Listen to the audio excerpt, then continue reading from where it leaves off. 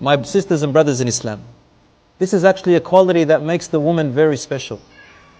Do you know what Allah created and placed inside the woman other than the soul? It is called in English the womb, and in Arabic it is called Ar-Rahim. Ar-Rahim means the mercy. It is taken from Allah's name Ar-Rahman, the most merciful. Ar-Rasul said that Allah said, Ishtaqtu min ismi Ar-Rahman Ar-Rahim.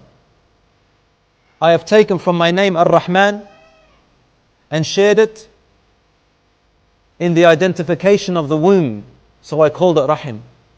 It is through the mothers, this womb that is inside of her, that families unite.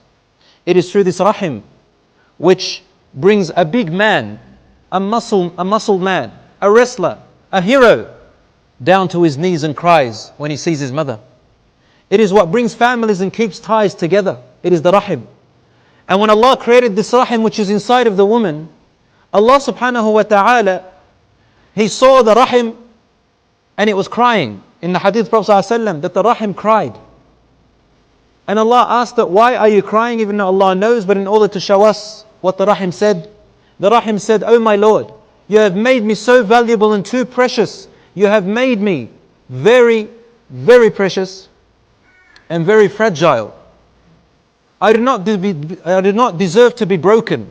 And I fear that because you created desires inside of the human beings, they are going to rip me apart and break me.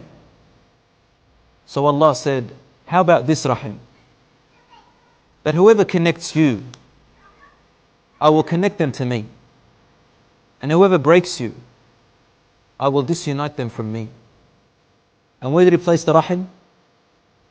In the woman, in your daughter, in your sister, in your mother, in your wife. What does this mean?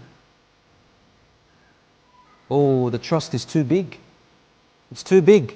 If a person thinks about it very deeply, you'd wish you weren't born. You'd wish you weren't born because it's such a big trust. Our desires get the better of us. He placed it in the woman. And because Allah subhanahu wa ta'ala created emotional feelings within the woman that are a little bit more heavier than the man, especially at the times of her physiological changes, especially at the time of her pregnancy, especially at the time of her labor or breastfeeding and postnatal situations, if you know what I'm talking about. In all these circumstances, the woman's emotions and hormonal state is confusing. And she cannot be blamed for everything she says or does. For this reason, Allah put this thing called the Rahim inside of her to give the man a little bit more pressure to monitor this trust and to forego her faults in those times. I'm not picking on you, brothers. But you see, Allah gave us qawwama.